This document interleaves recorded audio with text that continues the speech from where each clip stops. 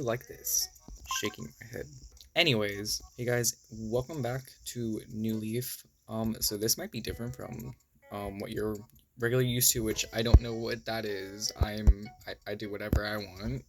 But anyways, this video will be about how to just tips I have for designing New Leaf towns. I know New Leaf's the older game, but and most of these are just for New Leaf. These don't really exist in New Horizons because yeah, but yeah, let's start off with probably the thing you decorate most with New Leaf, plants. So you are more limited what you can decorate outside with in New Leaf. By the way, most of what I'm saying is for outdoor. I don't decorate interiors well, so shut up. But anyways, the main things you really have to use are like custom designs and plants. As you can see, I have a bunch of trees and bushes and flowers. I'm gonna start off with the flowers. There's oh my god, there's 8 different types of flowers. Some being, some you cannot breed, some you can. You know, I hate my camera. The way we used flowers is to make patterns. A lot of the ones I have in this town are just diagonal patterns of just 2 different types of flowers. Honestly, I'm starting to get sick of this. Because I've been doing it for like, I don't know, 6 years. Because I recommend doing like other like patterns and stuff like that. Kind of like these, like the striped horizontal pattern with the orange and white cosmos. Plus it matches the lighthouse, which is why they're here. Oh my god, hi Lily, I love you. More than that bitch that shares the same name as me, you know? Get away from my house. I don't like you. And plus, with the area I did with my house, I used violet Jacob ladders and lilies. Plus, I used kind of like tertiary colors, you know, I used blue, orange, and purple. And then down here, I just used white, purple, and blue, even though the blue and purple look similar to violets, but anyways, yeah. So I suggest just using more patterns, I guess, than just doing diagonal. Especially because that's what I see people do the most, to be honest. So, yeah. Maybe branch out a bit. I'm definitely going to branch out a bit in the future. My cat just broke into my room. I'm going to fucking cry. Also, I'm not going to explain how to breed all the hybrids, even though I know how to, but you should know. And if you don't, just look it up online, you know. I mean, I guess you could just do for everything I'm about to talk about, but just watch my video, you know. Next up, we have trees and bushes. Yay. Bushes were introduced in New Leaf, of course, so giving you even more ways to design, and they're better than trees because they can grow right next to each other. My camera is blurry as fuck. Plus, bushes can grow right next to trees. Shocking. Though, of course, there are growth limits in New Leaf, but guess what? You can exploit that. Interestingly enough, so pretty much how this works is you just grow 12 trees and bushes in a line, and then once you hit like the 13th one, you just don't plant it. And then just do that over and over. That's literally all I have to do. And that's how you can make areas like these. Even though I have empty spaces, it still looks cool. I think, I hope, I don't know. This isn't really the best example because it's not the best area because there's a stupid rock. But as you can see, I do have a gap here when there's a bunch of bushes in a line. I don't know if I actually did the trick on this one. I think I just planted them all and let one die. Oopsies. But if you have limited bushes, I just said bushes wrong. But if you have limited bushes, just use that trick, pretty much, and it works. It should work. Like around 12 or 13, you need to stop. And then, yeah. I guess this is a better example when there's a bunch of just trees and bushes. Of course, you can't really see the bushes here, and that's why, gasp, I have gasps, that you can't see.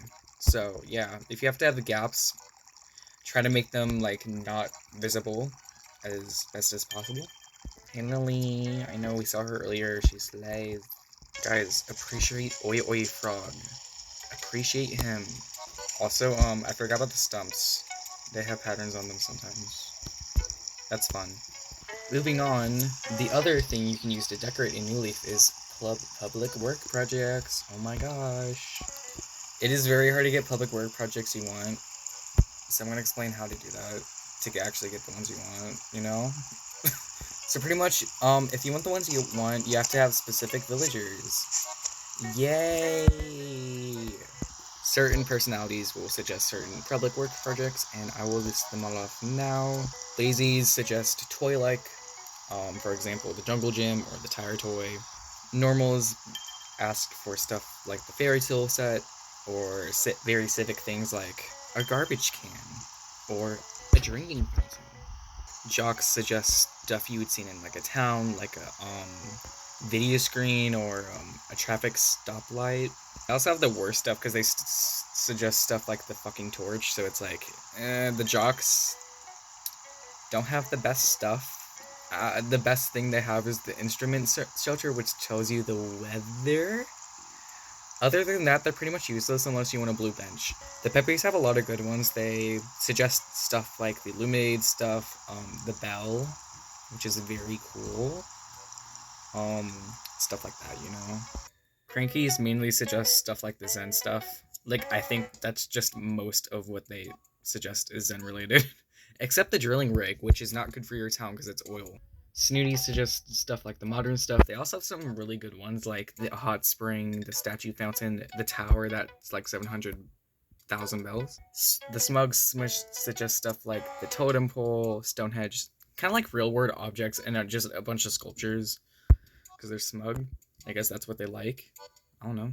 And then for whatever reason, they gave the Sisterlies all the best public work projects, like the wood bench, the log bench, the picnic blanket, the bus stop, the scarecrow, the wisteria trellis, the geyser, the windmill. I always wondered why I never had these public work projects growing up, and it's because I didn't have any of the Uchis because I don't like them. Like, they literally gave the weakest personality all the good ones. So, yeah, get yourself some Uchis if you want the good ones. Also, every personality type suggests 8 each. Any ones I did not mention can be suggested by anyone, or you have to unlock them by other means, like the Dream Suite you get after a week in office, stuff like that. Unfortunately, the suggestions are very random. It's like it's so annoying because it's like that's like the one of the main things you have to design with a New Leaf, and it's so hard to get the ones you want. The best way is the diving method, which you just dive into the ocean for a few minutes and then check on villagers. It's best to have stuff in your pockets like flowers, so they can't give you or take stuff or like stuff like that. But yeah, it's annoying. You can't really do anything about it. Though I did notice, I can't really confirm this, but it does seem like every in-game week you get one. And it's based off when you started your town, so if you started your town on a Friday, every Friday it resets, I guess. I don't know if that's true, but that's what I noticed. Oh my god, I'm in a new town. Shocking. Okay, so the next thing I'm going to talk about is Platzresetting. Pretty much this whole section is mainly focused on villagers and where they live in your town, because you want to control that, and you have the ability to. As you can see here, most of my villagers are in the areas I want them to be in, except that one. Shaking my head. How did I bend the rules of the game and make the villagers move where I want them to? I'll show you. So pretty much how plot resetting works is you queue to the day a plot will show up on your island.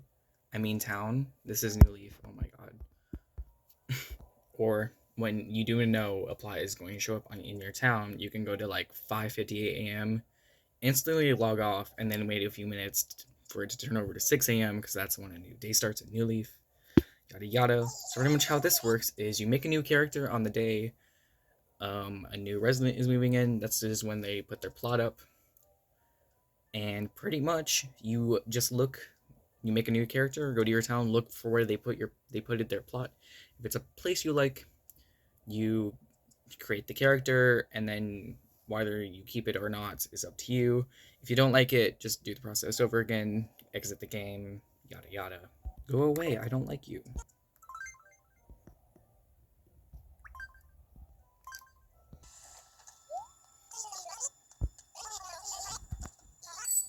So when you make the new player, just go around your town and see where you put it the plot. Literally for me, I already know where the plot is. Shocking, very shocking. How do I know? You may ask.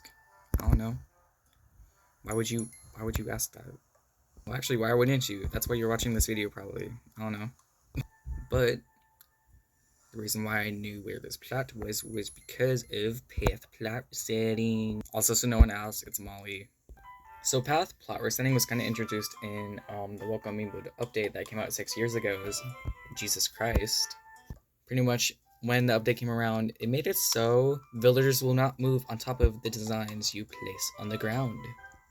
Yay! Because they used to do that, and it was very annoying, even though I don't really remember that happening to me. But anyways, yeah, it was really annoying. So they fixed that. But also it means you can corral the villagers where you want them to move. How do I do this with the designs? Put them literally all over your town. I should just laying out a base path and then work around that. So pretty much you just place in designs in the empty areas, you know? That's literally all you have to do. It might take a while, but it will pay off, especially if you don't want to plow reset every time you get a new villager. My method is that I put one every 2 spaces. So I put one, skip a space, skip another space, and then I put another one. I do that up, down, left, and right. You get the point. This is very effective, as you can see. It allows you to put the villagers where you want them to. Though there are some limitations, like villagers are 3x3, their houses, the villagers themselves are not that big.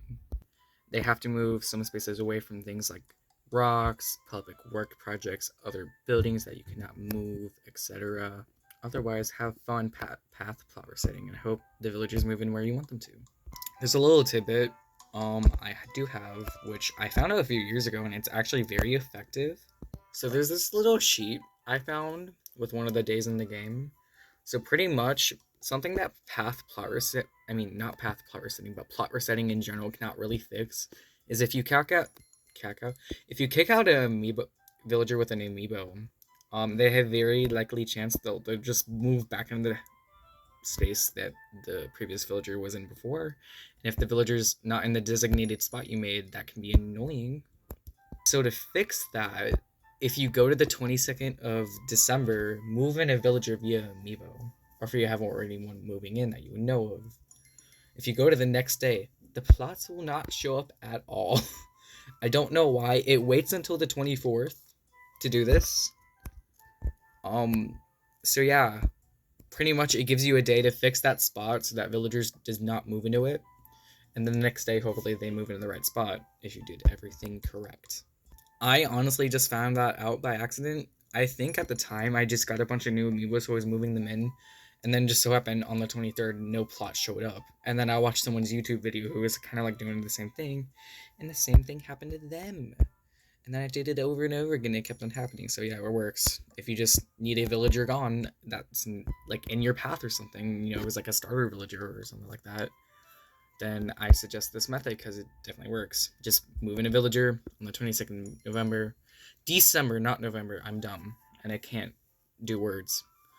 The next day, the plot will not show up. I'm assuming the reason why this happened is because they don't want a villager moving in on Christmas Eve, because you have to do the whole Santa thing. I'm assuming that's why, but it gives us an exploit, so that's fun. But that's all the tips and tricks I have for now. I hope you guys all enjoyed.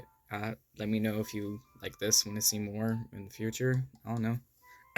I just felt like doing this because I use these a lot and stuff like that. I wanted to share it with people without watching me, I guess, even though it's very small.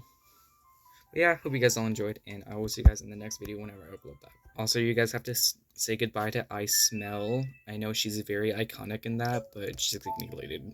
Goodbye. Very sad.